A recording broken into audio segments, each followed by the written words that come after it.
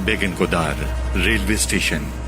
राहुल एक ticket collector था और उसकी पोस्टिंग बंगाल के एक छोटे से इलाके में हुई। उस रेलवे स्टेशन का नाम था बेगनकोदार रेलवे स्टेशन। रात का वक्त था और राहुल पहली बार रक्शे में बैठकर वहां जा रहा था। राहुल वहां पहुंचा ही था कि उसके रक्शे वाले ने हड़बड़ाते हुए राहुल से पैसों का मुतालिबा शुरू कर दिया। उस रक्शे वाले के चेहरे पर पसीना साफ दिख रहा था।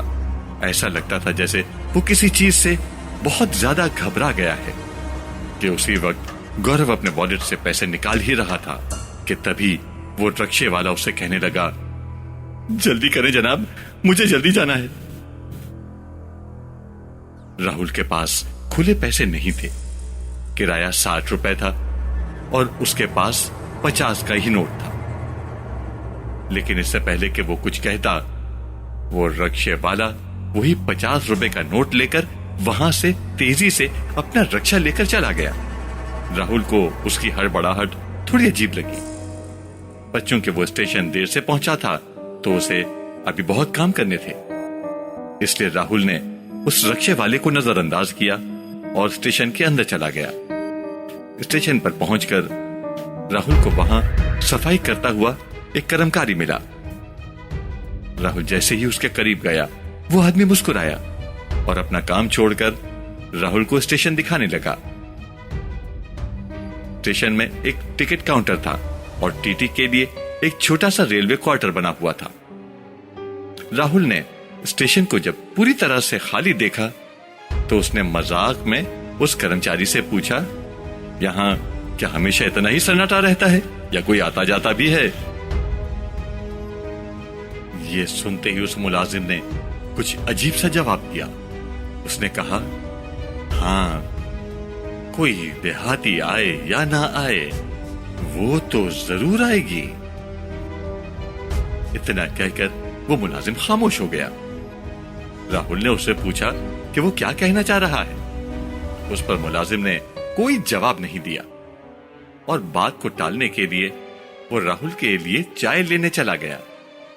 आज राहुल की उस स्टेशन पर पहली रात थी।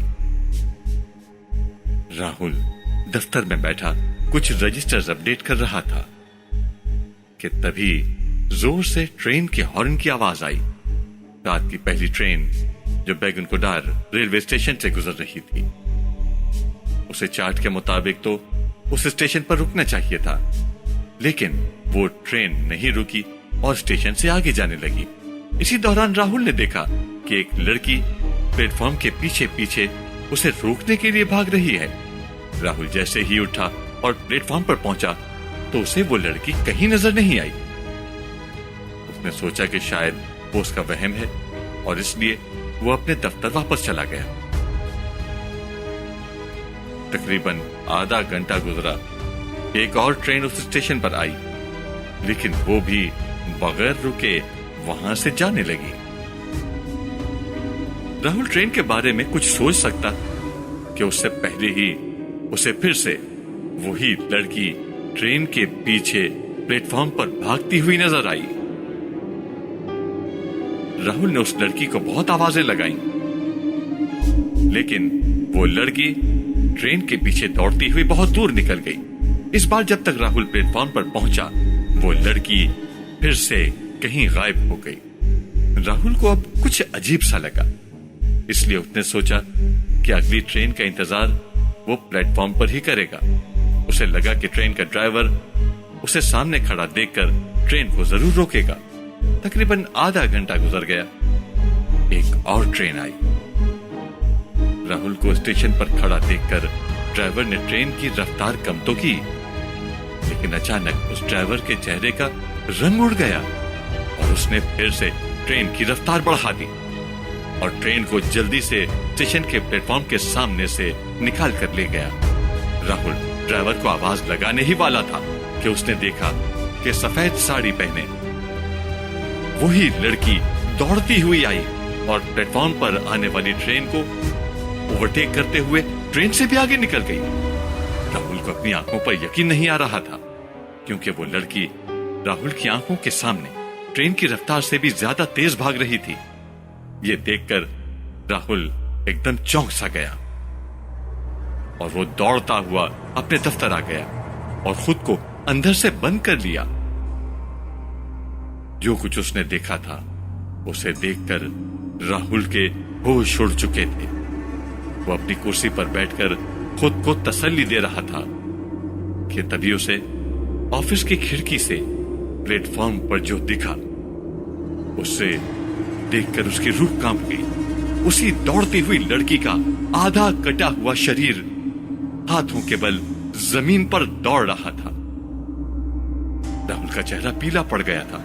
उस लड़की को देखकर वो जोर से चीखा और पिछले दरवाजे से स्टेशन से बाहर भाग गया। राहुल दौड़ता दौड़ता स्टेशन से तकरीबन आधा किलोमीटर दूर आ गया था और उसे वहां फुटपाथ पर सोया एक आदमी नजर आया। वो आदमी घबराए हुए राहुल की आहट से अचानक उठ गया। राहुल भागते हुए उस बूढ़े आदमी को अपने साथ हुए हादसे के बारे में बताने लगा। फुटपाथ पर सोए आदमी ने राहुल के यूनिफॉर्म को पहचान लिया और उसे देखकर मुस्कुराया और कहा कि अगर वो अपनी जान की परवाह करता है तो फौरन अपनी पोस्टिंग को बदलवा ले।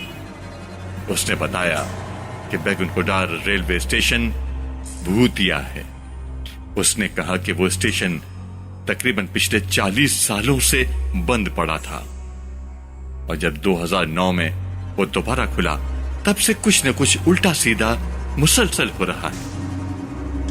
ख्याल किया जाता है कि आज से तकरीबन 50 साल पहले स्टेशन के आउटर विंग पर एक लड़की की ट्रेन से कटकर मौत हो गई थी। सभी का मानना है कि वो स्टेशन वाली आत्मा उसी लड़की की है।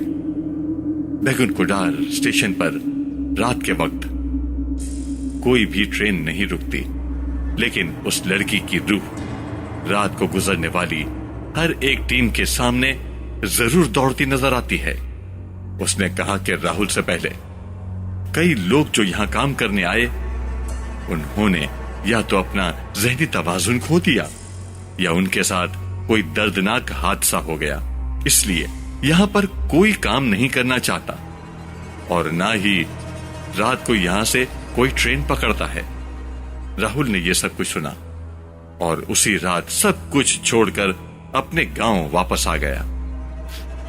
इसी वजह से उसे नौकरी से कुछ महीनों के लिए मुअत्तल भी कर दिया गया था, लेकिन शायद उस स्टेशन को छोड़कर उसने अपनी जान बचाई थी। आपको क्या लगता है कि बंगाल का बैकुंठपुर रेलवे स्टेशन वाकई में हॉन्टेड है?